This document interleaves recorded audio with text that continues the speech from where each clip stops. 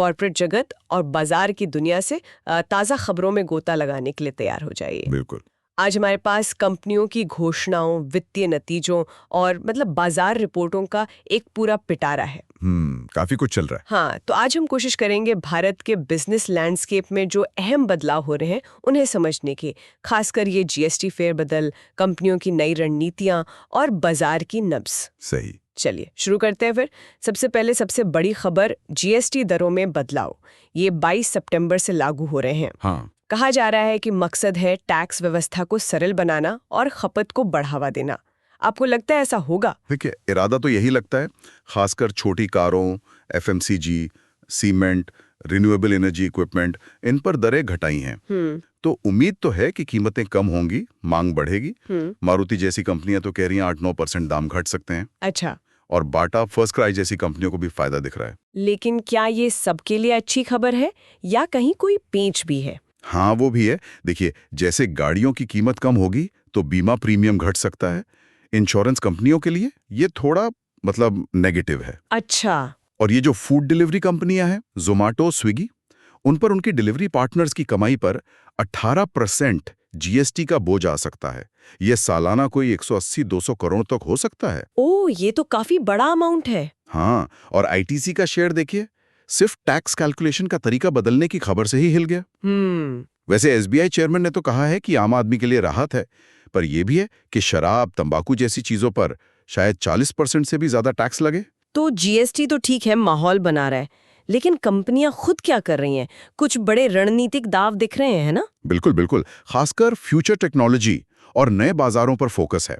जैसे सीमेंस को ही देख लीजिए, अपना पुराना लो वोल्टेज मोटर बिजनेस बेच दिया। हाँ। और ईवी चार्जिंग कंपनी खरीद ली। साफ इशारा है कि वो भविष्य कहाँ देख रहे हैं। ये तो बड़ा शिफ्ट है। इसी तरह बीएचएल का भी देखिए, सिंगापुर की हॉराइजन फ्यूल सेल के साथ करार किया है। हाइड्रोजन फ्यूल सेल वाली ट्रेनों के लिए? हाँ बिल्कुल, 10 साल का एक्सक्लूसिव करार। क्लीन एनर्जी ट्रांसपोर्ट पर यह एक बड़ा दांव है। और बाजार विस्तार की तरफ भी कुछ बड़े कदम हुए हैं। हाँ, हुए हैं। जैसे टीबीओ टेक ने $125 मिलियन में American luxury travel company classic vacations को खरीदा है। इससे वो सीधे नॉर्थ अमेरिका बाजार में पहुंच गए। अच्छा, और अमेज़न वो भी कुछ कर रहा है? हाँ, अमेज़न ने एक्सियो, जो पहले कैपिटल फ्लोट थी, उसे एक्वायर किया है। तो अब वो भारत की डिजिटल लेंडिंग स्पेस में उतर रहे हैं। ये भी एक महत्वपूर्ण कदम है। दूसरी तरफ रिलायंस इंफ्रा ने डीआरएएल में अपनी हिस्सेदारी घटाई है। अब डसॉल्ट के पास मेजॉरिटी स्टेक 51% है। शायद उनका फोकस बदल रहा हो। अच्छा, इन बड़े नामों के अलावा कुछ और भी दिलचस्प बदलाव हैं क्या? जरूर हैं। जैसे टैवनियर रिसोर्सेज हैं, वो अपना बिजनेस मॉडल ही बदल रही है।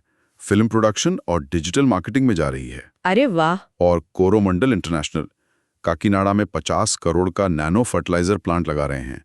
ये नई तकनीक है, पारंपरिक खाद पर निर्भरता कम कर सकती है, लागत भी और पर्यावरण पर असर भी। ये तो इंटरेस्टिंग है। और आईटीडी सीमेंटेशन को भी देखिए, न सिर्फ रिकॉर्ड तिमाही नतीजे दिए हैं, बल्कि बड़े इंफ्रा प्रोजेक्ट्स भी हासिल किए हैं।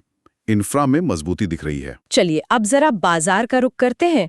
निफ्टी तो एक दायरे में फंसा लगता है, 24,500 से 25,000 के बीच। क्या चल रहा है वहाँ? हाँ, बाजार में थोड़ी सुस्ती कह सकते हैं या कंसोलिडेशन, लेकिन स्टॉक स्पेसिफिक एक्शन बहुत है। जैसे नेटवेब टेक्नोलॉजीज, एआई इंफ्रास्ट्रक्चर का बड़ा ऑर्डर मिला और शेयर पिछले 5 दिनों में 32% उछल गया।